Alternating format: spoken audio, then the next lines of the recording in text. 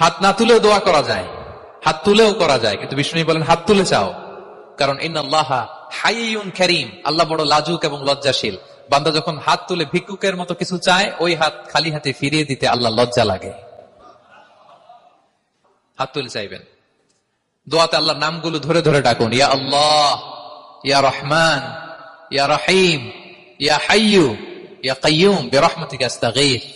আল্লাহ নাম ধরে ধরে চান, ওই দোয়া আল্লাহ কবুল করবেন। বিশ্বনবীর উপর দুরূদ পড়েন, যে বিশ্বনবীর উপর দুরূদ পড়ে না, ওই দোয়া আল্লাহর কাছে কবুল হয় না, এটা আকাশে পেন্ডিং থাকে।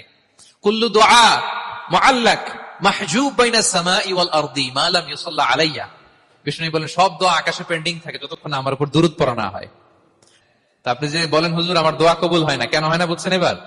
হ্যাঁ, নবীর উপর দুরূদ পড়েন নাই তো। আল্লাহুম্মা সাল্লি ওয়া সাল্লিম ওয়া বারিক আলাইহি। শুরু করবেন বিষ্ণু নবীর উপর দুরূদ দিয়ে, মাঝেও পড়বেন, শেষেও পড়বেন, আগেও পড়বেন, পরেও পড়বেন। আপনার দোয়া কবুল করবে কে?